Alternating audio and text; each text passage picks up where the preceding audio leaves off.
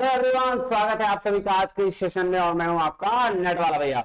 हाँ जी, चले करते हैं आज की सेशन की शुरुआत। सर आज हम लोग करने वाले हैं लॉजिकल रीजनिंग के दिसंबर 2023 में आए हुए सारे के सारे क्वेश्चंस, जो आपका किसमें सर टोटल 15 शिफ्ट में पूछा गया है। ठीक है जी, चलिए तो लास्ट क्लास तक हम लोग टोटल है जो आपका आज है 17वां दिन और हमने कल जो किया है वो टोटल 75 क्वेश्चंस किए हायर एजुकेशन के। आज हम लोग लॉजिकल रीजनिंग का क्वेश्चंस करते हैं और फिर अगले दिन इसी तरह से सारे के सारे दिसंबर शिफ्ट के हम लोग क्वेश्चंस कंप्लीट करेंगे। चले जी सर, चलिए आइए शुरुआत करते हैं। देखिएगा जी, सर क्या कहता है आज का कोटेशन, कहता है your positive action with combined with positive thinking results in success. मतलब सीरियसली बोलता है कि सिर्फ सोचने से, पॉजिटिव थिंकिंग करने से काम नहीं बनेगा, एक्शन लेना पड़ेगा पॉजिटिव वाला, तो फिर आपको सफलता जरूर मिलेगी। तो आप क्या सोचते हैं भैया ये काम कर लेंगे, वो काम कर लेंगे, ऐसे कर लेंगे, वैसे कर लेंगे, उससे काम नहीं बनने वाला। क्या करने वाला है सर, आपको क्या करना पड़ेगा, एक्शन लेना पड़ेगा, मतलब आपको पढ़ना भी पड़ेगा। क्लियर है बात, कोई दिक्कत परेशानी तकलीफ नहीं सर। चलिए तो आप चलते हैं कहां सर, आगे चलते हैं, क्वेश्चंस को डील करते हैं। आइएगा जी, क्या हो गया, हाँ जी चलिए। तो क्या करना है आपको, सबसे पहले नेट वाला भैया का टेलीग्राम चैनल ज्वाइन करना है, जहां पे आपको क्या मिल जाएगा, ये सारा पीडीएफ आपको अवेलेबल हो जाएगा। और अगर आप इस चैनल पे नए हैं तो इस चैनल को कर लीजिएगा सब्सक्राइब, ताकि नोटिफिकेशन ऑन रहे। ठीक है, और आपको सारा चीज मिलता रहे। और इसके साथ साथ क्या सर, आप अगर कोई दिक्कत परेशानी हो रही है तो इस नंबर पे व्हाट्सएप भी आप कर सकते हैं। आइए लॉजिकल रीजनिंग के प्रीवियस क्वेश्चन जो 2023 में आए हैं 6 दिसंबर शिफ्ट 1 का जो क्वेश्चन है वो क्या है, आपके स्क्रीन के ऊपर ये रहा। सर क्या है क्वेश्चंस, आइए देखते हैं क्या कह रहा है। कह रहा है एज पर square of opposition. Sir square of opposition से बहुत क्वेश्चन पूछे गए हैं पिछले बार, तो ध्यान रखिएगा। क्या कह रहा है, which of the following propositions are so related that if one of them is true other must be false and vice versa. मतलब एक ट्रू है तो दूसरा फॉल्स है, दूसरा फॉल्स है तो पहला ट्रू है, ये याद रखिएगा। सर अगर मैं बात करूं तो स्क्वायर ऑफ ऑपोजिशन कैसे बनता है, यही 4 स्टेज है जी। यहां ऑल है, यहां नो है, यहां क्या है सम है, और यहां सम नोट है, यही होता है 4 जी सर। अब बोल रहा है एक का ट्रू है तो दूसरा फॉल्स है, और दूसरा ट्रू है तो पहला फॉल्स है, यही बात बोल रहा है। तो ये इसको क्या बोलते हैं सर, इसको बोलते हैं कॉन्ट्राडिक्टरी। और यही केस यहां भी होगा, सम और नो के साथ भी जी सर। तो ये क्या है, कॉन्ट्राडिक्टरी का केस है। किसका केस है, कॉन्ट्राडिक्टरी का। अब तो आसानी से बन जाएगा। देखिए सर ऑल केस किसका हो गया, एक तो ऑल यहां पे आ गया, ठीक है, फिर ऑल के साथ क्या नो आ गया, ऑल के साथ नो, मतलब यहां ऑल, यहां नो, यहां सम और यहां सम नॉट। तो मतलब आएगा अगर कॉन्ट्राडिक्टरी का तो ऑल के साथ सम नॉट का केस आएगा, या फिर सम के साथ नो का केस आएगा। तो ऑल के साथ सम नॉट का केस देखिए कहां है, देखिए all some members are not variable all members, तो ए और डी क्या है, ए और डी, ये हो गया एक सर। एक तो ये होगा कॉन्ट्राडिक्टरी, दूसरा क्या हो जाएगा सर, दूसरा हो जाएगा सम और नोट का केस। तो सर नो का केस तो यहां है, लेकिन सम मेंबर्स आर नॉट है, नॉट कर जाए तो ये कट जाएगा। तो नो और सम का केस, नो और सम का केस, देखो बी और सी भी है। अब ऑप्शन में देखो आपके पास 2 ऑप्शन है, ए और डी, ये भी एक केस है, और बी और सी ये भी एक केस है। लेकिन ऑप्शन में देखो क्या दिया हुआ है, क्या बी और सी कहीं दिख रहा है सर, नहीं दिख रहा है, लेकिन ए और डी दिख रहा है। तो आंसर क्या हो जाएगा, ए और डी। समझ रहे बात। तो ऑप्शन क्या है, 2 है, लेकिन दोनों में से आपके पास ऑप्शन जो दिया हुआ रहेगा वही उसका ऑप्शन हो जाएगा। और कॉन्ट्राडिक्टरी 2 होते हैं, जब भी आप कॉन्ट्राडिक्ट की बात करो तो ये वाला भी होता है और इधर वाला भी होता है, ठीक है। तो आपके पास ये ऑप्शन रहेगा और ये ऑप्शन, दोनों में से जो ऑप्शन आपका ऑप्शन में दिया रहेगा वही आपका आंसर हो जाएगा। चलिए अगर हम बात करें दूसरा क्वेश्चन की बात, तो दूसरा क्वेश्चन क्या है जी, ध्यान दीजिएगा। आइए क्या कह रहा है, कह रहा है which of the following statement are logically equivalent. कौन सा स्टेटमेंट जो है वो लॉजिकली इक्विवेलेंट है। तो यार ध्यान दीजिएगा कि क्या कह रहा है, नो लिक्विड्स आर बेवरेजेस, कोई भी लिक्विड्स बेवरेजेस नहीं है, no beverages are liquid. Sir ये भी सेम चीज है, कोई दिक्कत नहीं है। उसके बाद क्या कह रहा है, all non beverage are non liquid. तो इसको नॉन को काट दीजिएगा तो बन जाएगा all beverages are liquids, all non liquids are non beverages. यहां भी नॉन काट दीजिए तो ऑल लिक्विड्स आर बेवरेजेस। तो बात बताइए भाई साहब, एक बात बताइए, यहां हमने एक चीज पढ़ा था, क्या पढ़ा था सर, सर कन्वर्जन पढ़ा था कि सर ऑल का कन्वर्जन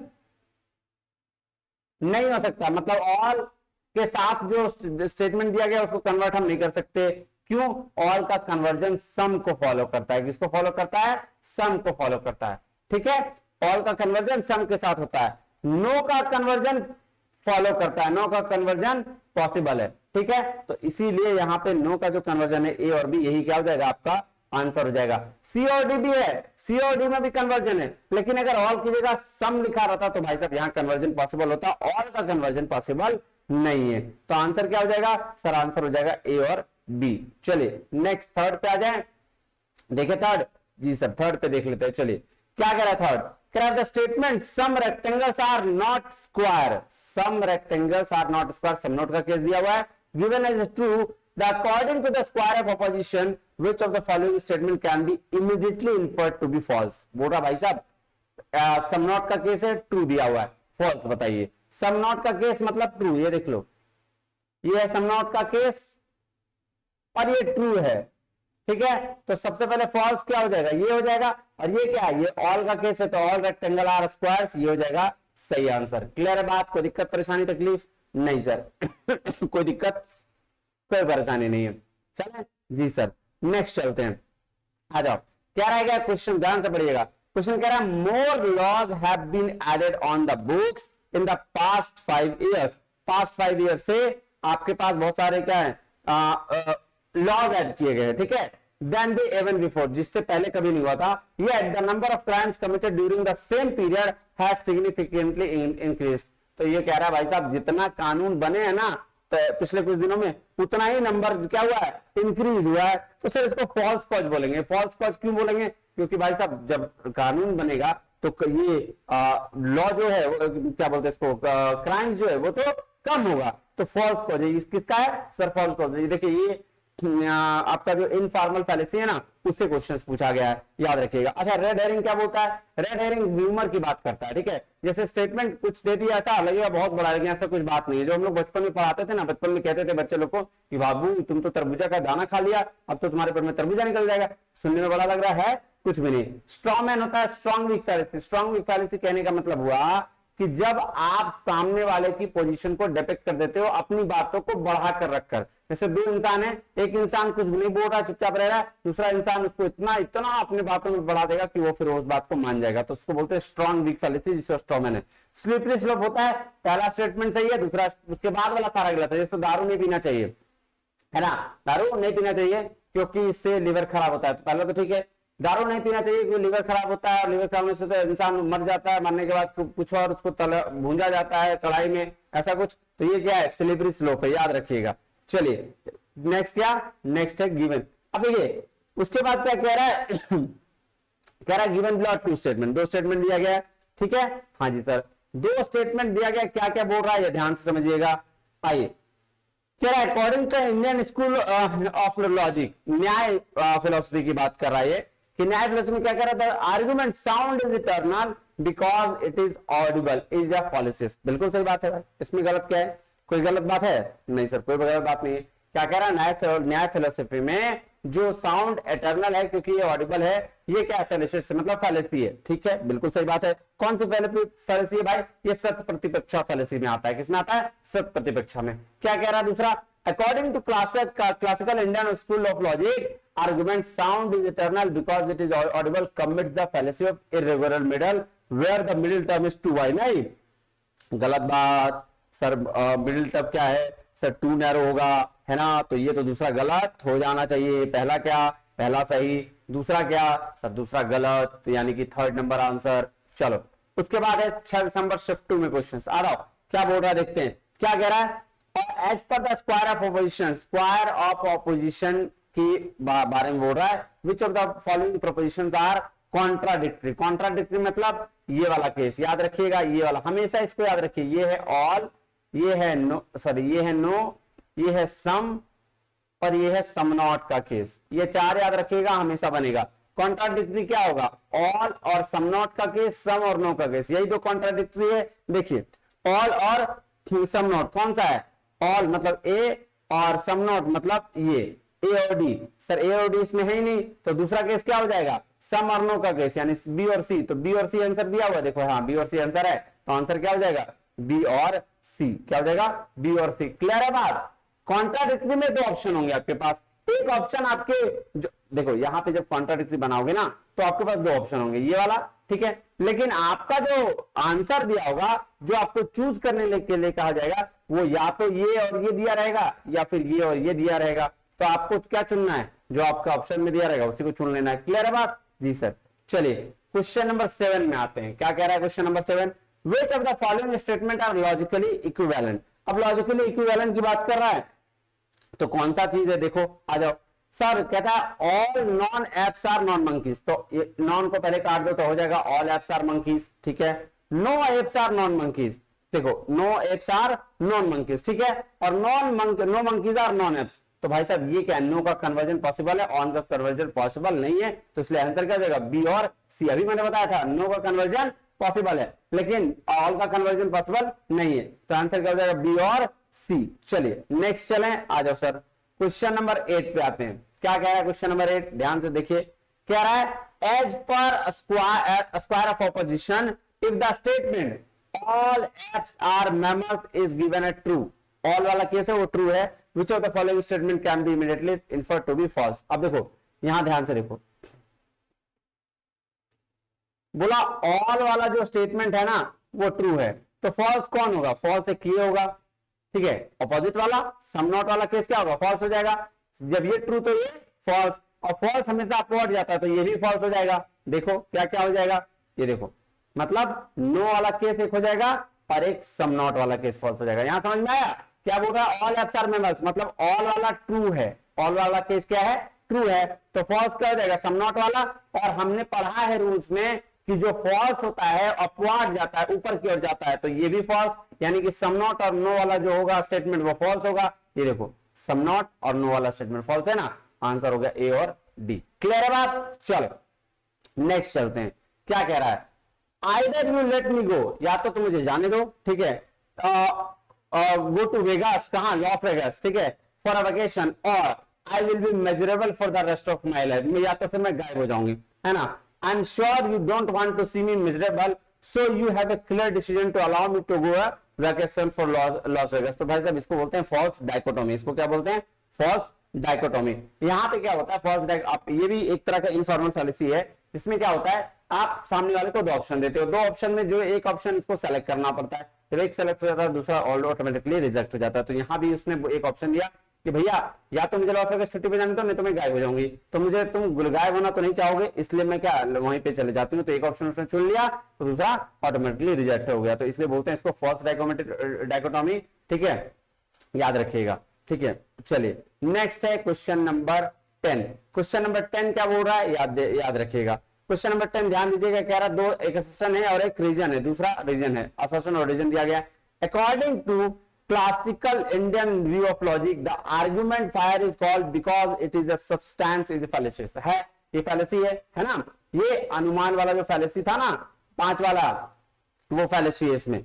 चलो कौन सा फैलेसी है, चलो देखते हैं सर। ये उसके बाद क्या बोल रहा है, रीजन बोल रहा है as per Indian view of logic the argument fire is called because it is substance involved in middle term that is not exclusive। Sir देखिए जो ये है ना, ये बाधिता का एग्जांपल है, क्या बाधिता का एग्जांपल है, जो non inferentially middle term contradicted middle होता है, जो एक दूसरे से कॉन्ट्राडिक्ट करता है। तो भाई साहब पहला तो बिल्कुल सही है, लेकिन दूसरा जो है ये गलत काम बोल रहा है, दैट इज नॉट एक्सक्लूसिव वाला स्टेटमेंट गलत है, तो ये सही है ये गलत है, यानी कि ए टू आर सही। ये देखो किसका है सर, ये बाधिता फैलेसी का है, किसका है, बाधिता फैलेसी, याद रखिएगा। चलिए क्वेश्चन नंबर आपका आते हैं 11 में। क्या कह रहा है 11 नंबर क्वेश्चन, कह रहा है which of the following propositions are so related that they can not both be false although they may both be true। याद रखिएगा, they cannot be both be false, है ना, but they may both be true as per the square proposition। Sir ये किसका statement है, sir ये सब contrary का, किसका है, सब कॉन्ट्रारी। और सब कॉन्ट्रारी किसको बोलते हैं, ये देखिए अगर मैं बात करूं तो ये क्या है, सब कॉन्ट्रारी है ना। और यहां पे क्या होता है सर, यहां पे सम का केस होता है और यहां सम नॉट का केस होता है, यही होता है सम और सम नॉट का केस। जी सर, तो सब कॉन्ट्रारी की बात पूछ दिया, बोला सम कॉन्ट्रारी में बताओ कौन सा केस आएगा सम और सम नॉट में, तो ए और सी, क्या जाएगा, ए और सी, यानी कि थर्ड नंबर, है ना। बात समझ में आया, ए और सी, क्यों, क्योंकि यहां सम का केस है और सी में सम नॉट का केस है। क्लियर है बात? एकदम एकदम मतलब डायरेक्ट क्वेश्चन पूछा था, इसमें कुछ भी नहीं है। अगर आप याद कियोगे तो आपको बहुत अच्छे से पता होगा कि जो both can not be false but both can be true, ये है सब कॉन्ट्रारी। इसका अपोजिट था कॉन्ट्रारी, क्या था? Both can be true but both can be false. ठीक है, याद रखिएगा। चलिए नेक्स्ट चलते हैं, वो भी आएगा, अभी आगे देखेंगे। क्या बोल रहा है? Which of the following statement are logically equivalent? Logically equivalent कौन कौन सा स्टेटमेंट है भाई साहब, देख लो, आ जाओ। कह रहा है some apps are not non monkeys, तो some apps are monkeys हो जाएगा, not non को काट दोगे तो जी sir. some monkeys are not apps, तो ये भी क्या हो जाएगा? some monkeys are apps हो जाएगा। तो not यहाँ पे some apps are monkeys, some monkeys are apps, some monkeys are apps, ठीक है, और some apps are monkeys, ठीक है। तो क्या हो जाएगा इसका आंसर? सर इसका आंसर हो जाएगा some monkeys are apps और some apps are monkeys, सी और डी। और सम एप्स आर मंकी, तो A B C D. Logically equivalent अगर बात करें तो ए बी सी डी ये चारों ऑप्शंस के होने चाहिए, लेकिन आंसर्स जो है दिया गया है आपका सी और डी। इसके हिसाब से आंसर्स क्या होने चाहिए? ए बी सी और डी, चारों आंसर्स होने चाहिए, क्योंकि चारों तो चारों सही है ना। क्या है? चारों तो चारों सही है। हाँ देखो चारों ऑप्शंस दिया यार, सॉरी मैंने ही गलती किया, क्योंकि चारों एक ही चीज है, चारों एक ही चीज है। अगर आप नॉट नॉन काट दोगे ना तो यही सेम चारों का चारों ऑप्शन एक ही जैसा है। सम का कन्वर्जन हर जगह पॉसिबल होता है, तो इसलिए चारों का चार ऑप्शन सही है। तो आंसर क्या हो जाएगा? आंसर हो जाएगा ए बी सी और डी। क्लियर है बात? जी सर। आइए अब देखते हैं नेक्स्ट क्या कह रहा है। एज पर square of opposition, square of opposition का दिया हुआ है, क्या है? कह रहा है the statement some bars are apes is given as a false. Some का जो स्टेटमेंट है वो फॉल्स है, याद रखना। Which one of the following can be immediately to be true? अब देखो आ जाओ, ये क्या है? सम, और ये क्या है? फॉल्स है। तो पूछा ट्रू कौन सा होगा, तो सम के सामने वाला ट्रू, ये कॉन्ट्राडिक्टरी में ट्रू होता है, और ट्रुथ डाउनवर्ड भी जाता है तो ये भी हो जाएगा ट्रू, है ना। तो आपसे पूछा क्या है कि कौन कौन सा ट्रू होगा, तो यानी नो और सम नोट का केस जो है वो ट्रू होगा। नो कहां गया? नो ये है। ऑल बर्ड्स आर नॉट मतलब डी, सी और डी आंसर हो गया, सी और डी आंसर हो गया। देखो ये है ना, ये नो का केस और ये सम नॉट का केस। क्लियर है? तो आप इस फिगर को याद रखोगे और ये याद रखोगे तो स्क्वायर ऑपोजिशन हलवा है। क्या है? हलवा है। चलो क्वेश्चन नंबर 14 पे चलते हैं, आ जाएं, आ जाओ सर। कह रहा है it is so obvious that this world was created by intelligent God. बिल्कुल सही बात है कि भगवान के द्वारा क्रिएट किया गया वर्ल्ड है। Just look at the amazing degree of organisation, ठीक है, दैट द वर्ल्ड डिस्प्लेज। बोल रहा आप क्या कीजिए कि जरा देखिए यह विश्व कितनी सुव्यवस्था को, विस्मयकर मात्रा को प्रदर्शित करता है। तो इस युक्ति में कौन सा दोष है? सर इसको बोलते हैं इसको बोलेंगे बेगिंग द क्वेश्चंस। क्या बोलेंगे? बेगिंग द क्वेश्चंस, मतलब जहां से शुरू हुआ वहीं पे अंत भी हुआ है, इसको बोलते हैं बेगिंग द क्वेश्चन। ठीक है, इसको सर्कुलर आर्गुमेंट भी बोलते हैं, पेटिशन ये भी बोलते हैं, है ना, याद रखिएगा। Circular argument, begging the question, ये इसी का मतलब होता है। एक मिनट बस पानी पी लूं मैं।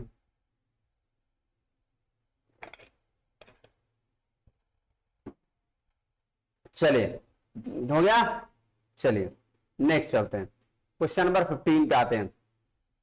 असर्शन और रीजन दिया गया है, असर्शन पढ़िए। आइए, कह रहा है एज पर classical Indian view of logic of argument sound is quality because it is visible is a fallacious. हाँ फैलेसी तो है भाई साहब, है ना जी सर, फैलेसी है। एज पर classical Indian view of logic argument sound is quality because it is visible involves a middle term that cannot be its very nature be present in the minor term। तो भाई साहब ये बिल्कुल सही है।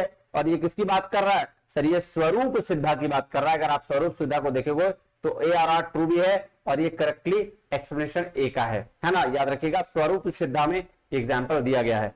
चलिए अब आते हैं क्वेश्चन नंबर 16 में। क्वेश्चन नंबर 16 में आएंगे, क्या कह रहा है? डिनोटेशन और कॉनोटेशन से सवाल पूछा गया। डिनोटेशन मतलब डिक्शनरी मीनिंग, क्या डिक्शनरी मीनिंग, और कॉनोटेशन मतलब सब्जेक्टिव मीनिंग होता है, और डिनोटेशन मतलब ऑब्जेक्टिव मीनिंग होता है। तो पहले बड़ा से छोटा छोटा करते जाएंगे वो हो जाएगा कॉनोटेशन, छोटा से बड़ा बड़ा करते जाएंगे वो हो जाएगा डिनोटेशन। मतलब इंक्रीजिंग और डिक्रीजिंग ऑर्डर में पूछा जाता है डिनोटेशन और कॉनोटेशन का मीनिंग। बहुत सवाल पूछे गए उससे, आइए हम उसको देखते हैं। क्या कह रहा है? इंक्रीजिंग ऑर्डर में डिनोटेशन को बताइए। तो सबसे पहले इसमें क्या आ जाएगा? काव, फिर आएगा गोजाति, गोजाति का है, फिर स्तनपाई भी है, फिर कशेरुकी भी है, और फिर एनिमल, फिर वो जाति का है। तो देखो सबसे लास्ट में क्या गया आपका ये डिनोटेशंस वाला आया इंक्रीजिंग ऑर्डर में, तो आंसर हो जाएगा पहला। ठीक है, अब चलिए नेक्स्ट क्वेश्चन नंबर 17 में आते हैं। कह रहा truth and falsehood are attributes of individual propositions. भाई साहब क्या सही है क्या? बिल्कुल सही है। ट्रूथ और फॉल्सहुड क्या है? प्रोपोजिशंस की बात है। कह रहा validity can be attributed to any single proposition. भाई साहब सिंगल प्रोपोजिशन में वैलिडिटी कैसे आएगा? ये आर्गुमेंट की बात कर रहा है, याद रखना। आर्गुमेंट में क्या था सर? दो प्रोपोजिशन और एक कंक्लूजन पे हम लोग वैलिडिटी या वैलिड है या अनवैलिड है इसको चेक करते थे, तो ये तो गलत हो गया। तो पहला सही दूसरा गलत, पहला सही और दूसरा गलत, यानी थर्ड नंबर। चलिए क्वेश्चन नंबर 18 में चलते हैं। क्वेश्चन नंबर 18 क्या कह रहा है, ध्यान दीजिएगा। कह रहा which fallacy is committed in the following argument. क्या आर्गुमेंट है? The universe must be spherical in form because it's woke up because all its constituent parts are spherical in form। क्या बोल रहा है? निम्नलिखित युक्ति में कौन सा तर्क दोष निहित है? स्वरूप में ब्रह्मांड गोलाकार होना चाहिए क्योंकि इसके सभी संघटक अंग स्वरूप में गोलाकार हैं। तो ये क्वेश्चन मार्क है। देखिए ये क्या बोल रहा है जानते हैं? कोफैलिसी ऑफ कंपोजिशन कहता है कि अगर कोई भी चीज इंडिविजुअल है ना तो उसका कंपोनेंट्स भी क्या होगा? वही होगा, है ना। जो इंडिविजुअल में दिख रहा है वो कंपोनेंट में भी दिखेगा, और ये क्या, ये जरूरी नहीं है। ठीक है, चलिए फैलेसी ऑफ कंपोजिशन इसको बोलते हैं। चलिए क्वेश्चन नंबर 19 में आ जाइए। क्वेश्चन नंबर 19 क्या कह रहा है सर? आइए, कह रहा है the statement Pradeep is mind is cave deep dark and full of bats is analogy. बिल्कुल सही है। प्रदीप का माइंड केव की तरह है, डार्क है, फुल ऑफ बैट से भरा हुआ है, तो ये कंपैरिजन है कि प्रदीप का माइंड इसकी तरह। ये बिल्कुल सही है। चलो, और जो डिस्क्रिप्टिव नेचर का है ये भी सही है। दूसरा कह रहा है statement Pradeep mind is cave deep dark and full of birds is analogy which contains argument. Sir argument में ये तो एनालॉजी है ही नहीं, आर्गुमेंट्स में वैलिडिटी या अनवैलिडिटी है, तो ये स्टेटमेंट गलत हो गया। तो पहला सही और दूसरा गलत, यानी कि थर्ड नंबर। चलिए क्वेश्चन नंबर 20 में आते हैं। क्वेश्चन नंबर 20 क्या कह रहा है? देखिए, न्याय सिलोजिज्म हैज 3 प्रोपोजिशंस और अरिस्टोटेलियन सिलोजिज्म हैज 5 प्रोपोजिशंस। दोनों अपोजिट है। न्याय में 5 है। कौन सा? सप्रतिजना, हेतु, उदाहरणा, उपनयना और निगमना, ये 5 है। और अरिस्टोटेलियन में क्या है sir? 3, major term, minor term और सर मिडिल टर्म, यही 3 है, याद रखिएगा। चलिए, तो इसमें क्या दोनों का दोनों इनकरेक्ट है, यानी कि सेकंड नंबर। न्याय में ये देखो 5 है ना, प्रतिजना, हेतु, उदाहरणा, उपनयना और निगमना, और अरिस्टोटेलियन में मेजर प्रमाइस, माइनर प्रमाइस और कंक्लूजन, ये 3 चीज है। ठीक है, चलो आ जाओ। कह रहा है which of the following arrange in the increasing order. Connotation, देखो वहां डिनोटेशन पूछा था, यहाँ कॉनोटेशन पूछा है। सर कॉनोटेशन पूछा है तो यहाँ पे हमने पहले वहां डिनोटेशन था तो हमने काउ से शुरू किया था, अब इसका जस्ट अपोजिट कर दीजिए, एनिमल से शुरू कर दीजिए। एनिमल, वर्टेब्रेट, मैमल, बोवाइन और काउ, तो ये आंसर हो गया 4 नंबर। चलिए क्वेश्चन नंबर 22 की बात करते हैं। Concept of validity can not be applied to a single proposition. 100% सही बात है। सिंगल में थोड़ी होगा, 2 प्रोपोजिशन एक कंक्लूजन में अप्लाई होता है। Concept of truth can not be applied to arguments. Concept of truth can not be applied to argument. Sir बिल्कुल सही बात है। ये भी बात सही, ये भी बात सही, यानी कि दोनों स्टेटमेंट बिल्कुल सही है। पहला नंबर ये देखो, डिडक्टिव नॉन डिडक्टिव, ठीक है। उसके बाद है इसको इंडक्टिव बोलते हैं, यहाँ इंडक्टिव भी लिख सकते हो। Valid, invalid, strong, weak. Valid होगा तो साउंड और अनसाउंड है, इनवैलिड होगा तो अनसाउंड ही होगा। स्ट्रॉन्ग होगा तो कॉजेंट, नॉन कॉजेंट, ये बिल्कुल डिटेल में मैंने पढ़ाया है, इसको आप देख लीजिएगा। चलिए क्वेश्चन नंबर 23 पे आते हैं। कह रहा which of the policy committed following argument, what is the good for each individual, type of business cannot be bad for economy as a whole। बोल रहा है कोई जो एक बिजनेस किसी इंडिविजुअल के लिए सही है वो पूरी इकोनॉमी के लिए कभी बुरा नहीं हो सकता। देखो किसी इंडिविजुअल के लिए सही है पूरी इकोनॉमी के लिए सही ही होगा। ये किसका था कहानी? सर ये कहानी था फैलेसी ऑफ कंपोजिशन का, कि किसी इंडिविजुअल के लिए सही है पूरे होल के लिए भी सही होगा। ठीक है, तो ये फैलेसी ऑफ कंपोजिशन है, आप इसको पढ़िएगा। देखिए क्या लिखा है, the fallacy composition arises when the one assumes that what is true for individual parts will also true for whole। जो इंडिविजुअल के लिए सही होगा वो होल के लिए भी सही होगा, और ये क्या गलत फैलेसी है। मतलब फैलेसी ऑफ कंपोजिशन क्या है? गलत अवधारणा है। चलिए क्वेश्चन नंबर 24 की बात करें। सर बिल्कुल बात करते हैं। कह रहा है the statement Swati's mind is the tree always laden with the fruitful ideas is an analogy। ठीक है, क्या बोल रहा है कि स्वाति का माइंड है पेड़ की तरह, क्या बोल रहा है, सदैव अच्छे विचारों से लगा रहता है। और स्टेटमेंट दूसरा क्या बोल रहा है, जो ट्री है स्वाति का माइंड का पेड़ है और पेड़ की तरह है जो डिस्क्रिप्टिव नेचर में। तो दोनों का दोनों बात सही है कि स्वाति का माइंड क्या एनालॉगी भी कंपैरिजन किया जा रहा है उसके। स्वाति का माइंड को किसे कंपेयर किया जा रहा है?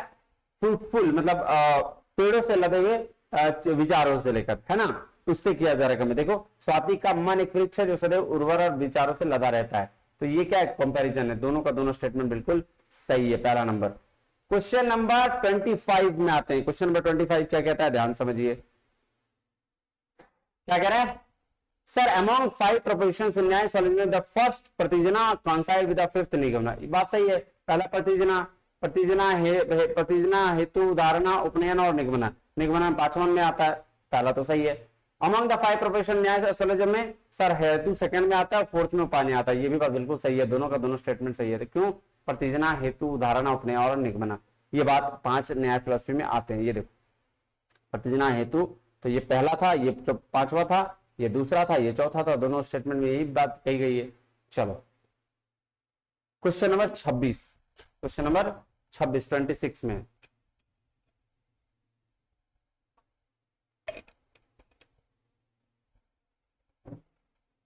आ जाए। जैसा कह रहा है a fallacy is a defect in an argument that consists of something other than merely false premises। fallacy क्या है, एक डिफेक्ट है ना, जो कंसिस्ट करता है क्या, फॉल्स प्रीमाइसेस में। तो क्या बिल्कुल सही बात है सर, बिल्कुल सही बात है। If an argument is unsound or uncogent that it has one or more false premises it contains fallacy or both, बिल्कुल सही बात है ये भी। क्या बिल्कुल सही बात है सर कि यदि कोई मतलब अनप्रमाणिक या अनिश्चयात्मक है तो इसमें से एक या अधिक असत्य आधारण वाक्य होते हैं, बात बिल्कुल सही है, यानी कि दोनों स्टेटमेंट ट्रू। आ जाओ नेक्स्ट, क्या नेक्स्ट है क्वेश्चन नंबर 27। क्वेश्चन नंबर 27 क्या कह रहा है, आओ देखते हैं। कह रहा है which of the following arranged in decreasing order connotation. Connotation की बात कर रहा है, पर उसको डिक्रीजिंग ऑर्डर में लगाना है, उस समय इंक्रीजिंग में था, अब डिक्रीजिंग ऑर्डर में लगाना है। तो सर इसमें क्या दिया हुआ है, सर म्यूजिक वाद्य यंत्र की बात किया गया, तो वायलिन, फिर स्टीयरिंग इंस्ट्रूमेंटल, फिर म्यूजिकल इंस्ट्रूमेंट और तब जाके इंस्ट्रूमेंट आएगा, ये इसको बोलते हैं कॉनोटेशन। चलो नेक्स्ट, नेक्स्ट क्या है क्वेश्चन नंबर 28 में। सर 28 क्या कह रहा है, a valid deductive argument cannot have all true premises or false। बिल्कुल सही बात है, डिडक्टिव आर्गुमेंट में सब कुछ ट्रू और फॉल्स कंक्लूजन थोड़ी हो सकता है कि अगर ट्रू प्रीमाइसेस होगा तो कंक्लूजन भी ट्रू ही होगा। The concept of truth can not be applied to arguments, बिल्कुल सही बात है, दोनों का दोनों सही स्टेटमेंट है। चलो नेक्स्ट चलें, जी सर चलते हैं। कह रहा है if you love hot cakes and you love ice creams then you will surely love hot cakes and ice cream. ये भी फॉलिसी ऑफ कंपोजिशन ही होगा। क्यों, क्योंकि भाई साहब आप हॉट केक्स को पसंद करते हो, आइसक्रीम को पसंद करते हो, इसलिए हॉट केक और आइसक्रीम दोनों पसंद करोगे एक साथ, ये गलत अवधारणा है, ये फॉलिसी ऑफ कंपोजिशन है। चलिए क्वेश्चन नंबर 30 पे चलें, सर बिल्कुल चलते हैं, आइए क्या कह रहा है। कह रहा है न्याय सिलोजिज्म हैज 3 प्रोपोजिशंस। क्या कह रहा है, न्याय syllogism has 3 propositions and 5 terms. Sir 5 proposition होगा ना, अगर 5 टर्म है तो 5 प्रोपोजिशन भी होंगे, तो पहला वाला तो गलत हो गया। दूसरा वाला क्या बोल रहा है, अरिस्टोटेलियन में 3 प्रोपोजिशंस और 3 टर्म्स है, ये बात बिल्कुल सही है, ठीक है, तो पहला गलत दूसरा सही, यानी कि 4th नंबर।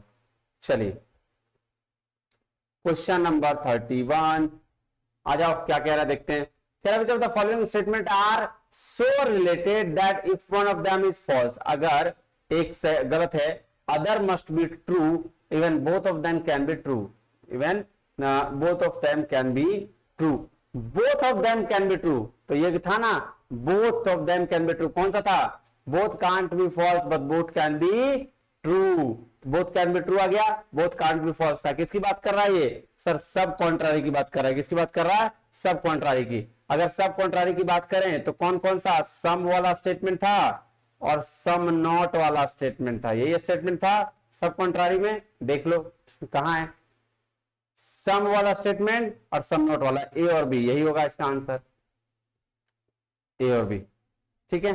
चलो क्वेश्चन नंबर 32 में चलते हैं। देखो यार स्क्वायर ऑफ प्रोपोजिशन बहुत इजी है, ठीक है, बस उस फिगर को याद रखोगे तो अपने आप आंसर बनेगा। नेक्स्ट क्या कह रहा है, if the statement all trucks are polluting vehicles is given as true, मतलब ऑल वाला जो स्टेटमेंट है उसको ट्रू मान लिया। Which one of the following could be immediately inferred false, तो ऑल वाला को ट्रू मान लिया तो फॉल्स देखो कौन सा है, देखो मान लो ये है ऑल वाला है, ऑल वाला को क्या मान लिया, ट्रू मान लिया, तो पूछा फॉल्स कौन है, फॉल्स ये हो जाएगा, और फॉल्स अपवार्ड जाता है तो ये भी तो अब इसमें क्या क्या क्या आ जाएगा सर, नो का केस है ये, और ये सम नॉट का केस है। नो और सम नॉट देख लो, नो का केस ये है और सम नॉट ये, सी और डी। आंसर क्या हो जाएगा, सी और डी। देख लो सी और डी हो गया, है ना जी। चलिए कोई और बात है तो बताइए। नहीं सर, क्या बात रहेगा। Which of the following statement is equivalent to the statement of some non realist are not non philosopher. पहले नॉन नॉन को हटाइए, तो some realist are not philosopher, some realist are not philosopher, तो some philosopher are not realist, पहला वाला answer हो जाएगा।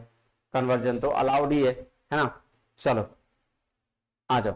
कह रहा है no one has been able to prove that glacier in Arctic region, है ना, are melting because of global warming. कोई ये प्रूव कर नहीं कर पा रहा है, अभी तक कोई ये सिद्ध करने में सक्षम नहीं हुआ है कि ध्रुवीय क्षेत्र में भूमंडलीय उष्मन के कारण हिमनद ग्लेशियर पिघल रहे हैं, इसलिए उत्तरीय ध्रुव क्षेत्र में हिमनद स्वयं ही पिघलते रहेंगे। Therefore the glaciers are Arctic region must be melting in their own। भाई साहब इसको थेटरोलॉजी बोलते हैं, जिसको बोलते हैं अपील टू इग्नोरेंस, मतलब जो चीज हम नहीं प्रूफ कर पा रहे इसलिए वो एग्जिस्ट करता है। ये बात मैंने बता रखा है, ये भी इनफॉर्मल फैलेसी है। चलो अब आ जाओ नेक्स्ट। कह रहा name the fallacy committed in the following, ये आपका फॉलोइंग आर्गुमेंट। तो सर इसको क्या बोलेंगे, देखिए दो आपका स्टेटमेंट दिया हुआ है, ठीक है, तो दो स्टेटमेंट दिया हुआ और चार फैलेसी दिए हुए हैं। क्या क्या sir, fallacy of four terms. देखिए तो फोर टर्म्स है क्या, रशियन दिया, रिवॉल्यूशन दिया और अनार्चिस्ट दिया, तो तीन ही टर्म है, तो ये तो नहीं होगा। Fallacy of illicit process. Sir fallacy of illicit process क्या होता है, इलिसिट मेजर और इलिसिट माइनर, ये चेक करना होता है। तो ये इलिसिट मेजर भी नहीं होगा, माइनर भी नहीं होगा, क्योंकि ऑल के साथ एक तो ये भी है यहां, मतलब इस इलिसिट मेजर और इलिसिट माइनर में क्या देखना पड़ता है कि आपका कंक्लूजन जो है, कंक्लूजन में अगर कोई टर्म डिस्ट्रीब्यूटेड है तो आपका प्रीमाइसिस में डिस्ट्रीब्यूटेड होना चाहिए, जो कि यहाँ पे है। अनार्चिस्ट है, यहाँ है रशियन है, तो वो भी डिस्ट्रीब्यूटेड है, ठीक है, तो इसलिए ये भी नहीं होगा। अब देखना है fallacy of one distributed middle. Fallacy of one distributed middle क्या है, सर बोल रहा है कि अगर डिस्ट्रीब्यूटेड मिडल होगा तो मिडिल टर्म डिस्ट्रीब्यूट होना चाहिए, लेकिन मिडिल टर्म यहाँ क्या है, all Russian are revolutionary, all anarchy. देखो ये दोनों, और दोनों ऑल के केस में सिर्फ ये सब्जेक्ट डिस्ट्रीब्यूट होता है, ऑब्जेक्ट डिस्ट्रीब्यूशन नहीं होता है, तो मतलब यहाँ डिस्ट्रीब्यूशन नहीं है, तो ये क्या हो जाएगा, ये हो जाएगा फैलेसी ऑफ अनडिस्ट्रीब्यूटेड मिडिल। क्या हो जाएगा, फैलेसी ऑफ अनडिस्ट्रीब्यूटेड मिडिल, ठीक है। फैलेसी ऑफ अनडिस्ट्रीब्यूटेड मिडिल होने के लिए क्या चेक करना पड़ता है, दो प्रीमाइसेस के बीच में ये चेक करना पड़ता है कि मिडिल टर्म डिस्ट्रीब्यूशन में है या नहीं है। और डिस्ट्रीब्यूशन का केस क्या होता है सर, डिस्ट्रीब्यूशन का केस, ऑल जो केस होता है वो 100% डिस्ट्रीब्यूशन होता है, नो जो होता है वो 100% डिस्ट्रीब्यूशन होता है, ठीक है, और नॉट जो होता है वो 100% डिस्ट्रीब्यूशन होता है। इसका मतलब क्या हुआ, तो ऑल सब्जेक्ट के साइड आएगा, तो ऑल सब्जेक्ट में डिस्ट्रीब्यूटेड होगा, नो बोथ में डिस्ट्रीब्यूटेड होगा, सब्जेक्ट और ऑब्जेक्ट में, और नॉट जो है ऑब्जेक्ट में डिस्ट्रीब्यूटेड होगा। सम जो है उसका डिस्ट्रीब्यूशन नहीं होता, याद रखिएगा, ये चार चीजें हैं। क्लियर है जी सर। चलिए ये तो मैंने बता दिया आपको। देखो कि are the middle class distributed, तो कह रहा है if the middle term is not distributed in any premises it is known as fallacy of undistributed middle. अगर मिडिल टर्म डिस्ट्रीब्यूटेड नहीं है किसी भी प्रीमाइस में तो हम उसको फैलेसी ऑफ अनडिस्ट्रीब्यूटेड मिडिल कहते हैं। क्वेश्चन नंबर 36 में आइए, क्या कह रहा है, ध्यान से देखिए। कह रहा है the light of concept terms which of the following is incorrect. तो भाई साहब कौन सा इनकरेक्ट है ये देखना है। कह रहा था set of attributes shared by all और only those objects to which general term refers is called intention. भाई बिल्कुल सही बात है ना, कि सभी समान रूप से निहित गुणों का समुच्चय और केवल उन वस्तुओं के लिए को जिन्हें सामान्य पदों में संदर्भित किया जाता है उसको गुणार्थ कहते हैं। Every general term has both intentional और एक्सटेंशनल मीनिंग। बिल्कुल सही है, जनरल टर्म का इंटेंशन और एक्सटेंशन दोनों मीनिंग होता है।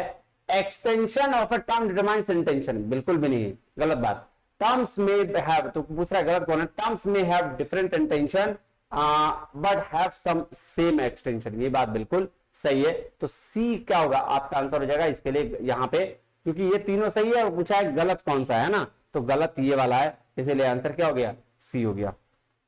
चलिए अब आ जाइए, क्या कह रहा है, in square of oppositions which of the following is correct. ठीक है, देखो इसमें बनाना पड़ेगा ए ई आई और ओ, ठीक है जी सर।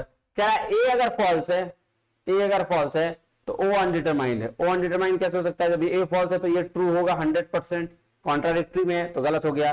दूसरा देख लो, E is false I is false, अगर ई फॉल्स है तो आई भी फॉल्स होगा। सर ये होगा क्या, फॉल्स अपवर्ड जाता है, डाउनवर्ड नहीं जाता है, तो ये भी गलत हो गया, ये भी आंसर नहीं है। आई अगर फॉल्स है, कहां गया, आई अगर फॉल्स है तो ए फॉल्स होगा, ये बात बिल्कुल सही है, फॉल्स अपवर्ड जाता है, तो थर्ड नंबर आंसर सही हो जाएगा। आ जाओ, क्लियर है बात जी सर।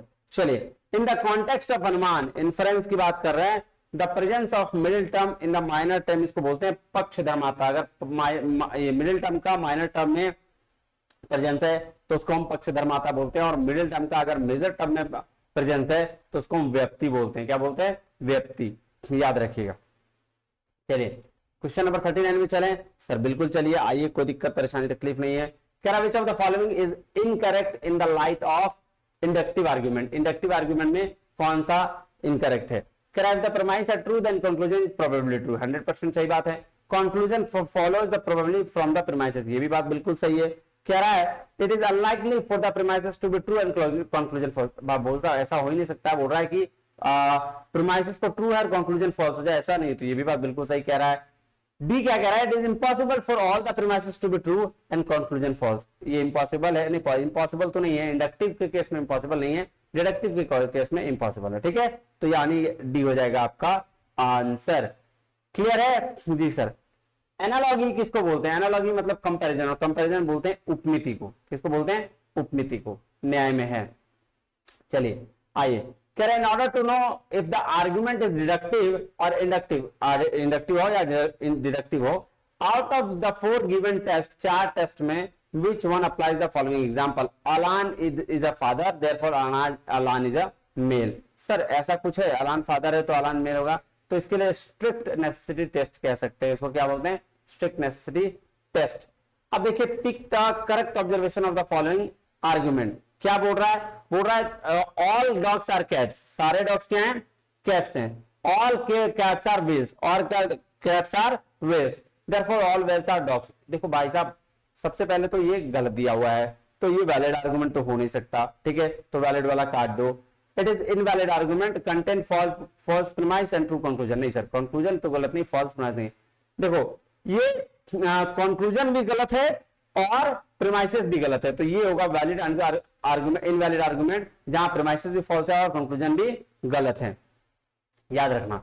चलिए क्वेश्चन नंबर 43 में आते हैं, क्या कह रहा है क्वेश्चन नंबर 43, क्वेश्चन नंबर 43 कह रहा है argument from analogy are generally deductive, analogy जो होता है वो डिडक्टिव वीक और स्ट्रॉन्ग होता है, क्या बात सही बोल रहा है सर, नहीं, एनालॉगी जो है वो इंडक्टिव में आएगा, कंपैरिजन वाली बात है ना, तो इंडक्टिव में आएगा, तो ये तो गलत बात बोल रहा है, ठीक है। दूसरा, argument from analogy are generally inductive and neither valid और नॉट, ये भी, ये बिल्कुल सही स्टेटमेंट है, तो पहला गलत, दूसरा सही, यानी कि 4th नंबर।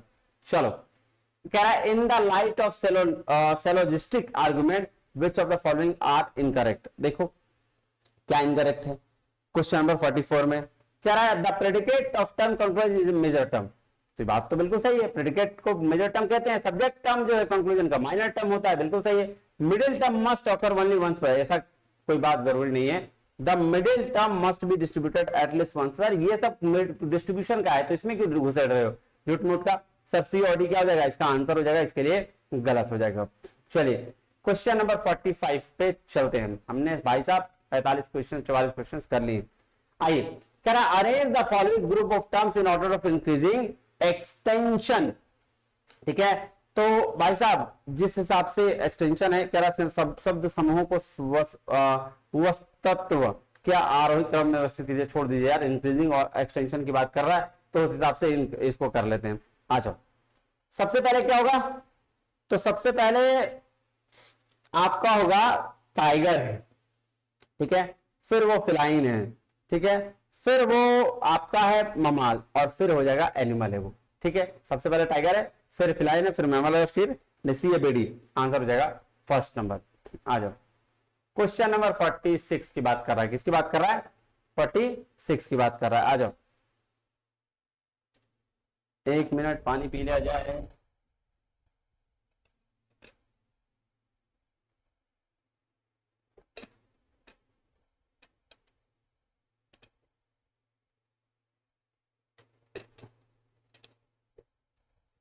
चलो ध्यान दो, क्या है, given below are 2 statement, 2 statement दिए गए हैं, एक असर्शन है, दूसरा रीजन है।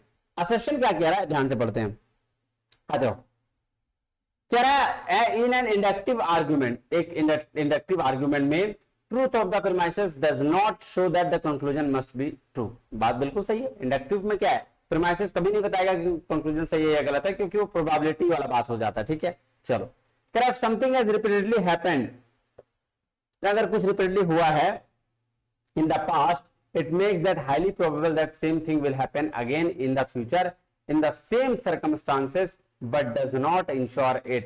ये बात बिल्कुल सही है कि प्रोबेबिलिटी में क्या होता है कि हम बार बार देखते हैं कि भैया कोई चीज अगर बार बार हो रहा है तो इसका मतलब नेक्स्ट बार हो भी सकता है, नहीं भी हो सकता, यही इसी चीज को तो इंडक्टिव कहते हैं। तो असर्शन भी सही है और रीजन भी सही है और दोनों एक दूसरे को एक्सप्लेन कर रहा है, यानी कि पहला वाला आंसर बिल्कुल सही है। चलो नेक्स्ट में चलें, आ जाओ। कह रहा which of the following committed in the following statement, कौन सा स्टेटमेंट है भाई साहब, देखो। People who lacks humanity have no sense of beauty because everyone who has the sense of beauty also has immunity. देख लो, जहां से शुरू वहीं से खत्म। इसको बेगिंग द क्वेश्चंस बोलते हैं, सर्कुलर आर्ग्यूमेंट बोलते हैं, पेटिशो प्रिंसिपल बोलते हैं। चले और क्वेश्चन नंबर 48 पे आते हैं। क्या कह रहा है, देखिएगा। कह रहा है identify the formal fallacy in the following argument. ठीक है, क्या क्या आर्ग्यूमेंट है भाई साहब, आप देखो। क्या रहा है, one way humanity could die out is if the sun spotted functioning, if the sun spotted functioning then we would surely go extinct। if we all go extinct it must have been because our sun stopped working। Sir इसको क्या बोलते हैं, affirming the consequent बोलते हैं। क्या बोलते हैं इसको, affirming the consequent। चलो नेक्स्ट चले जी सर, क्वेश्चन नंबर 49 पे आते हैं। क्या कह रहा है सर, आपका असर्शन रीजन दिया हुआ है, देखिए असर्शन में क्या कह रहा है, according to classical Indian school of logic, Nyaya की बात कर रहा है। ठीक है जी sir, The sound is eternal because it is audible is a fallacy। fallacy है भाई साहब, कौन सी fallacy है, असाधारण fallacy है। कह रहा है sound is eternal because it is audible, the middle term is too wide। नहीं सर, middle term यहाँ पे too narrow होता है। तो भाई साहब पहला तो सही है, दूसरा गलत हो जाएगा, पहला सही दूसरा गलत, यानी कि किसकी बात कर रहा है, थर्ड नंबर की बात कर रहा है। देखिए असाधारण fallacy और मिडिल टर्म इसका क्या होता है, बहुत नैरो होता है। चलिए क्वेश्चन नंबर 50 की बात कर रहे हैं। 50वां सवाल आपके स्क्रीन के ऊपर ये रहा। क्या है, if the statement no professors are materialistics is given as true then which of the following statement could be inferred to be true। अरे भाई साहब अगर नो का केस दे दिया, अगर नो का केस दे दिया ट्रू, ठीक है, तो बोल रहा है ट्रू कौन सा होगा, तो ट्रूथ हमेशा क्या डाउनवर्ड जाता है, ये हो जाएगा ट्रू, यानी कि सम नॉट वाला केस है ना। और जब ये ट्रू है तो ये फॉल्स, ठीक है, और ये फॉल्स है तो फॉल्स। ट्रूथ क्या होता है, डाउनवर्ड, फॉल्स अपवर्ड, नहीं तो ये अनडिटरमाइंड जाएगा, तो एक ही ट्रू होगा, कौन सा, सम नॉट वाला। Some professors are not materialistics, यानी कि सिर्फ थर्ड नंबर। चलिए क्वेश्चन नंबर 51 में आते हैं, आ जाइए। कह रहा है which of the following statement is logically equivalent to the statement no professors are materialistics. अब भैया नो प्रोफेसर्स आर मेटेरियलिस्टिक्स है, तो उसके लिए क्या होगा, हाँ, और उसके लिए होगा ऑल प्रोफेसर्स आर नॉन मेटेरियलिस्टिक्स। देख लो, ऑल सारे प्रोफेसर क्या है, कोई प्रोफेसर मेटेरियलिस्ट नहीं है, मतलब इसका मतलब हो गया कि सारे प्रोफेसर नॉन मेटेरियलिस्ट हैं। ठीक है, तो आंसर हो जाएगा थर्ड नंबर। चलिए उसके बाद चले क्वेश्चन नंबर 52 पे। आइए सर क्या कह रहा है, तो देखो ध्यान से देखना। कह रहा है which of the following propositions are so related that they can not both be true. जो दोनों हैं वो ट्रू नहीं हो सकते, but they can be false, both can't be true. मतलब ये किसकी बात कर रहा है सर, ये कॉन्ट्रारी की बात कर रहा है। कॉन्ट्रारी किसकी बात कर रहा है, कॉन्ट्रारी की। मतलब यहाँ ए वाला केस और यहाँ ई वाला केस, मतलब यहाँ ऑल वाला केस, यहाँ नो वाला केस, है ना। तो ऑल और नो का केस बात कर रहा है, तो ऑल और नो किस में देख लो, ये नो है ये ऑल है, हो जाएगा ए और सी। आंसर क्या हो जाएगा, ए और सी, देखो, है ना। चलो क्वेश्चन नंबर 53 पे आते हैं। कह रहा है to solve our transportation problem we have to put more money into production of bicycles। Transportation problems को सॉल्व करने के लिए put more money on production of bicycles, bicycles को प्रोडक्शन में ज्यादा पैसा लगाना चाहिए। कुछ ठीक नहीं लगा, आगे बढ़ो। The CEO of ABCD Company Limited says so। क्या ये सही बात है, नहीं सर, ट्रांसपोर्टेशन प्रॉब्लम सॉल्व करने के लिए हमको प्रोडक्शन का बाइसाइकिल में पैसा लगाने की क्या जरूरत है, दोनों अलग है, तो इसको बोलते हैं inappropriate authority, appeal to inappropriate authority. अगर ट्रांसपोर्टेशन का प्रॉब्लम सॉल्व करना है तो ट्रांसपोर्टेशन वाले से बात करनी होगी, ना कि आपको इंटरनल पार्ट है ये, ठीक है। तो अपील टू इनएप्रोप्रिएट अथॉरिटी बोलते हैं। जैसे अगर हमको सिंगिंग का बात पूछना होगा तो सचिन तेंदुलकर के पास थोड़ी जाएंगे, है ना, और क्रिकेट का बात पूछना होगा तो सोनू निगम के पास थोड़ी जाएंगे, वो वाला बात हो गया। चलिए क्या है, according to the classical Indian of logic Nyaya which fallacy is committed the following statement, ये स्टेटमेंट दिया हुआ है, पूछ रहा है कौन सा फैलेसिस में, the sky rose is fragrant because it is a rose like a rose on the earth, ये भाई साहब आश्रय सिद्ध है, क्या है, आश्रय सिद्ध है, याद रखिएगा। इसमें स्काई रोज दे दिया है, उसमें लोटस देता था पहले, sky lotus is fragrant because lotus like a lotus on the अर्थ, ठीक है, कंफ्यूज करके ना।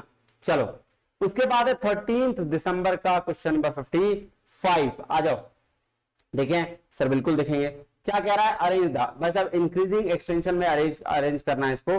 तो सबसे पहले क्या करेंगे, पहले वाइल्ड कैट जंगली है, फिर फिलाइन है, फिर क्या मैमल है, फिर क्या वर्डबट है, और फिर एनिमल है, याद रखिएगा, आंसर हो जाएगा पहला वाला। चलो नेक्स्ट है 56 नंबर, कह रहा है if you like the ketchup and you also like ice cream then you sure like ketchup ice cream. देखो यार ये वही वाला बात हो गया, फैलेसी ऑफ कंपोजिशन, इंडिविजुअल पे बेस्ड है तो होल भी आपका सही होगा, इंडिविजुअल सही है तो होल भी सही होगा, ये इसी का एग्जांपल है। नेक्स्ट आ जाओ, कह रहा है which of the forward fallacy in the following statement, no politicians are idiots, कोई पॉलिटिशियन इडियट नहीं है, some voters are not idiots, दोनों नेगेटिव है, therefore some voters are not politicians। देखो सबसे पहले दो नेगेटिव प्रीमाइस का कंक्लूजन कभी भी हो ही नहीं सकता, और इसमें दिया है तो इसको बोलते हैं एक्सक्लूसिव प्रीमाइस, क्या बोलते हैं, एक्सक्लूसिव प्रीमाइस। तो बोथ प्रीमाइस का नेगेटिव कंक्लूजन कोई भी कंक्लूजन नहीं होता, दो नेगेटिव प्रीमाइस हैं तो उसका कोई कंक्लूजन नहीं होता, और इसको बोलते हैं फैलेसी ऑफ एक्सक्लूसिव प्रीमाइस, याद रखिएगा, दो नेगेटिव प्रीमाइस नो कंक्लूजन। चलिए क्वेश्चन नंबर 58 पे चलते हैं, क्या कह रहा है देखिएगा, कह रहा है inductive arguments can only B stronger and weaker, बिल्कुल सही है, डिडक्टिव आर्गुमेंट आइदर इनवैलिड या वैलिड, इसमें गलत क्या है, दोनों का दोनों स्टेटमेंट बिल्कुल सही है। चलो 14 दिसंबर शिफ्ट 1 में आ गए हम लोग, 59 नंबर क्वेश्चन में 59 में क्या बोल रहा है, which of the following statement are so related that they cannot both be true but nor they can both be false। देखो यहाँ they cannot both be true करके अगर जो कर लेगा ना गलती कर देगा, यहां बोला भैया ना तो दोनों सही है ना तो दोनों गलत है, मतलब कॉन्ट्राडिक्टरी का बात कर दिया, किसका बात कर दिया, कॉन्ट्राडिक्टरी का। क्यों, देखो हम लोग क्या बोलते हैं, both can't be true but both can be false, अगर ये रहता तो भाई साहब हो सकता है, यहां क्या बोल रहा है, both can't be true nor can they both be false, ना ही वो दोनों सही है ना ही दो गलत हैं, मतलब एक सही एक गलत होगा। तो यानी कि यही सेम केस कौन कौन सा, ऑल, नो, सम और सम नोट, ठीक है।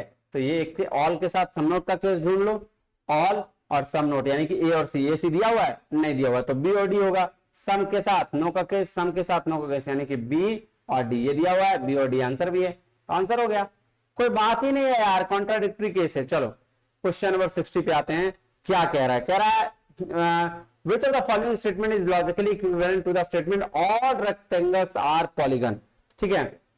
तो all rectangles are polygon का क्या हो जाएगा, no rectangles are non polygons, तो फिर क्या, no rectangles are non polygons मतलब all rectangles are polygon, same चीज तो है ना। चलो आ जाओ नेक्स्ट, क्या क्वेश्चन नंबर 61 में क्या है, इंक्रीजिंग इंटेंशन में इसको वर्ड्स को अरेंज करना है, आ जाओ क्या करें। तो सबसे पहले क्या हो जाएगा सर, सबसे पहले हो जाएगा डायरी प्रोडक्ट, फिर क्या हो जाएगा चीज, फिर क्या हो जाएगा सॉफ्ट चीज, और तब जाएगा स्ट्रॉन्ग सॉफ्ट चीज, है ना, BACD यानी कि पहला नंबर। उसके बाद है 62, क्या है क्वेश्चन 62 का, आइए देखते हैं क्या कह रहा है, political stability is indispensable to economic progress because economic progress can only be achieve by means of political stability. भाई साहब सर ये भी नहीं लग रहा है बिगिनिंग द क्वेश्चंस की तरह, है ना, क्यों, क्योंकि उसने बोला पॉलिटिकल स्टेबिलिटी से शुरू किया और लास्ट में पॉलिटिकल स्टेबिलिटी पे खत्म हो गया, तो यही तो है सर्कुलर आर्गुमेंट, यही तो है बिगिनिंग द क्वेश्चंस, है ना। देखो कितने क्वेश्चंस पूछे गए हैं। चलो क्वेश्चन नंबर 63 से आइए देखते हैं क्या कहता है, क्या बोल रहा है, कह रहा है the proposition hill has fire because it is knowable commits the fallacy of irregular middle, बिल्कुल सही बात है, फैलेसी ऑफ इर्रेगुलर मिडल होता है ये। The proposition sound is eternal because it is audible commits the fallacy of irregular middle, ये भी बात बिल्कुल सही है, दोनों स्टेटमेंट बिल्कुल सही है। चलिए अब नेक्स्ट चलें सर, आइए सर, कह रहा arrange the following terms in order of increasing abstractness, तो इंक्रीजिंग ऑर्डर में इसको भी अरेंज करना है।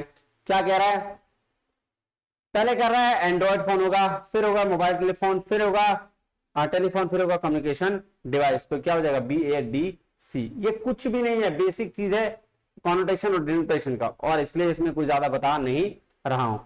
लॉजिकली इक्विवेलेंट कौन सा होगा, आ जाओ, कह रहा है कौन सा, कह रहा है नो मेटल्स आर गैसेस, कोई मेटल्स गैसेस नहीं है, नो गैसेस आर मेटल्स, ये भी सही बात है, दोनों हो जाएगा। और no metals are non gases, तो ऑल मेटल्स आर गैसेस हो जाएंगे, तो ये तो गलत हो जाएगा, और all metals are non gases ये हो जाएगा आपका आंसर, ये ऑल हो जाएगा, तो ये नहीं होगा, A, B और D आंसर क्या हो जाएगा, A, B और D पहला। चलो क्वेश्चन नंबर 66 पे बात करें, क्या कह रहा है, all phenomena in universe are saturated, क्या है, सैचुरेटेड है विद मोरल वैल्यूज, कुछ मोरल वैल्यू से, therefore we can conclude that universe for Chinese is a moral universe. तो भाई साहब ये क्या है सर, इसको भी तो फैलेसी ऑफ कंपोजिशन बोलेंगे कि जो इंडिविजुअल के लिए सही है वो होल के लिए भी सही होगा, तो ये बात बिल्कुल क्या है, गलत है, फैलेसी ऑफ कंपोजिशन इसका एग्जांपल। चलो नेक्स्ट चले सर, बिल्कुल चलते हैं, हाँ नेक्स्ट क्या, which of the following statement is logically equivalent, all beverages are liquid। Sir all beverages are liquid का आपका क्या है, लॉजिकली इक्विवेलेंट बोल रहा है, तो ऑल लिक्विड्स आर, ये हो जाएगा आई थिंक पहला, नॉन लिक्विड्स, नॉन काट दो, ऑल लिक्विड्स आर बेवरेजेस आ जाएगा इसका आंसर। चलो नेक्स्ट क्या 68 में क्या कह रहा है, which of the following argument is fallacious, कौन सा फैलेसियस है, इंडियन स्कूल ऑफ लॉजिक के हिसाब से, middle term being narrow. Sir middle term being narrow अभी तो बताया था सर, क्या असाधारण, असाधारण बताया था ना जी सर, और जहां पे मिडिल टर्म क्या था, नैरो था, इसका एग्जांपल क्या था sir, sound is eternal because it is audible, यही तो बात कर रहा था अभी जी सर। चलिए नेक्स्ट 69 नंबर क्वेश्चन क्या कह रहा है, all following statement are contradictory to each other, बोल रहा है कॉन्ट्राडिक्टरी कौन सा है, तो सर ऑल के साथ हमेशा क्या होता है, सम नॉट, ढूंढ लीजिए ऑल और सम नॉट, AC अवेलेबल है नहीं है, तो BD है, B और D है, तो B और D आंसर हो जाएगा, क्या हो जाएगा, B और D आंसर हो जाएगा। क्यों, वही वाला बात है, एक बात ऑल और सम नॉट नहीं है, तो यहां सम और नो को खोज लिए हम, सम ये था, नहीं कहां गया, सम ये था D और नो था B, तो B और D आंसर हो गया। चलो नेक्स्ट क्वेश्चन नंबर 70 क्या है, all trucks are polluting vehicle, सारा ट्रक क्या है, पॉल्यूटिंग व्हीकल है, गिवन एज ए फॉल्स, मतलब ऑल को फॉल्स दिया है, तो ट्रू कौन सा होगा, ये देख लो, ऑल है, ट्रू दिया है, तो फॉल्स ही होगा, और फॉल्स अपवर्ड जाता है तो ये भी फॉल्स होगा, फॉल्स अपवर्ड जाता है, ट्रूथ डाउनवर्ड, हाँ बिल्कुल सही बात है, लेकिन यहां एक ही वो पूछा है, सॉरी क्या दिया हुआ है, ऑल फॉल्स दिया हुआ है, मैंने उल्टा कर दिया यार, एक्सट्रीमली सॉरी,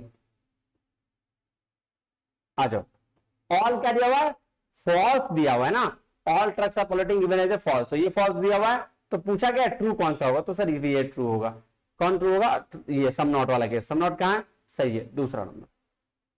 चलिए क्वेश्चन नंबर 71 चलें, आइए सर क्या कह रहा है, कह रहा है which of the following statement is equivalent to the statement some philosopher are not idealist, तो sir some philosopher are not idealist की बात करें तो क्या होगा, some philosopher are not non idealist, some philosopher, तो ये नॉट कर देंगे तो सम फिलोसोफर आर आइडियलिस्ट हो जाएगा, ये नहीं होगा, नो आइडियलिस्ट ये भी नहीं होगा, some non idealist are not तो ये देखो, ये non some idealist are not philosopher, ठीक है, तो ये भी नॉट हो जाएगा, सम आइडियलिस्ट आर फिलोसोफर, तो ये भी कट जाएगा, ये भी नहीं होगा, some non idealist are not non, ये हो जाएगा, some idealist are not philosopher, यही तो है क्वेश्चन आंसर नंबर 4, ठीक है। चलो क्या, which of the policy involved in the following statement, Indian pharmaceutical companies are profitable, therefore average Indian pharmaceutical company is क्या है, profitable है, तो इसको बोलते हैं fallacy of accident, ठीक है, क्या बोलते हैं इसको, fallacy of accident। चलो नेक्स्ट है for 73, Aristotelian syllogism is only inductive and formal, ऐसा है ना, ऐसा तो नहीं है सर, ये तो पहला क्या है, गलत है, इंडक्टिव दोनों होता है, न्याय syllogism is deductive, inductive and formal, बिल्कुल सही बात है, इसमें गलत क्या है भाई साहब, तो पहला गलत, दूसरा सही, यानी कि 4 नंबर। चलिए, oh my God, 73 question is available, खत्म हो गए कहानी। तो आपका सिलोजिज्म क्या बोलते हैं, लॉजिकल रीजनिंग का सारा क्वेश्चन खत्म। अब मिलते हैं अगले दिन, तब तक के लिए बहुत बहुत धन्यवाद, थैंक यू वेरी मच। और अगर आपको ये अच्छा लगा तो इसको लाइक जरूर करिएगा, है ना। मिलते हैं अगले वीडियो में, तब तक के लिए बहुत बहुत धन्यवाद, थैंक यू वेरी मच, जय हिंद।